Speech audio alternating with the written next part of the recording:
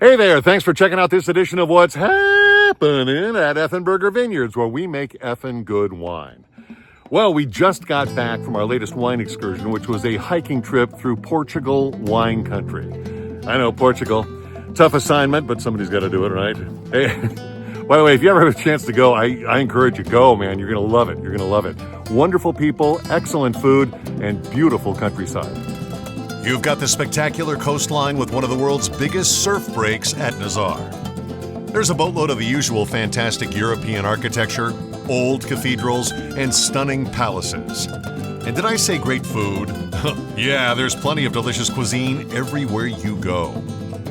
Wine has been part of the Portuguese landscape since at least 2000 BC. The Tartessians planted the first vines and were followed by the ancient Greeks, Celts, and Romans.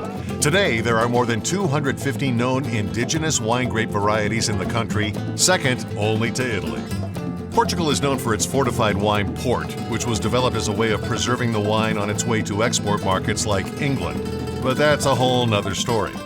Our trip was centered on the amazing red wines of Alentejo, Dow, and the Douro. In the Douro, the vines are grown on beautifully terraced hillsides where there's plenty of heat during the summer. We stopped at small wineries like Quinta Barqueiros Douro for a tasting and a delightful lunch. The property dates back to the 1700s. They only produce about 5,000 bottles a year. And we also stayed at modern wine tourism destinations like Monteverde to take in spectacular vineyard views. In contrast, this company makes about 7 million bottles a year. And yes, throughout the trip, we finished off more than a few bottles of wine.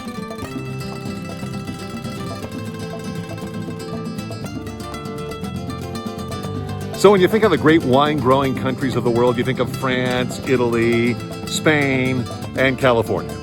That's right, California's its own country now, don't you know? But you need to add Portugal to that list because of its history and the great wines that they grow there. Excelente. Or if you want to be hip, bacana. Well, while we were gone, some of the vines grew into a jungle. So after spending several hours going through here and taming the vines, cutting stuff back, and doing some shoot positioning, you can see that we've got some really beautiful fruit. We've got a lot of fruit in here. In fact, I'm probably going to have to drop some because I don't want to overcrop the wine. That's where we get too many grapes competing for the same amount of nutrients, and you end up getting wine that doesn't have the flavor or the color that you want. So we'll have to watch that. But this is Sangiovese, and as you can see, it looks really good right now. Right here, we've got some Cabernet Sauvignon. As you can see, this is a little behind the Sangiovese. This is going to be like the last fruit that I harvest. It's usually coming in at the end of October. But the berries here are finished with flowering. You can see most of the flowering petals are gone, and what's left are the grapes. And this is going to be a cluster for this coming season. Looks really good. In the winery, I'm checking in on every barrel of wine to see how all the wines are coming along. So this happens to be Merlot from 2024, and it's in a brand new French oak barrel. So I want to keep my eye on it to make sure it doesn't get too oaky. It looks really good. Has a terrific nose.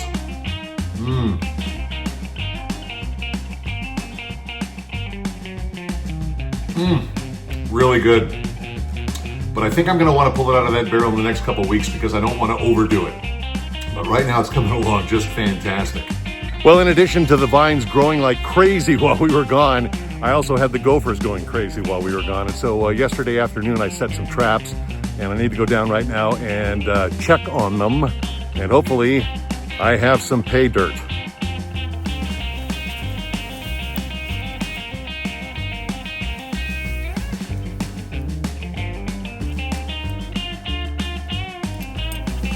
Oh, look who I got.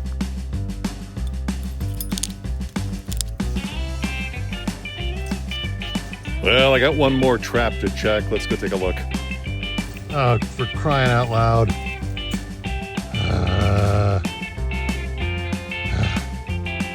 2 in one day. Alive. Well, this episode took a strange turn there at the end, didn't it? Vulture. Hey, if you'd like to try some of our award-winning wines, go to effenbergervineyards.com and get a hold of us. You can come by for a private tasting. We do tastings by appointment here. Give you a tour of the vineyard, show you the barrel room, talk winemaking techniques. And you can also buy our award-winning wines there at effenbergervineyards.com. We ship almost anywhere or everywhere except Utah. Anyway, thanks for watching this edition of What's Happening at Effenberger Vineyards, where we make effing good wine. Appreciate you watching. We'll catch you next time.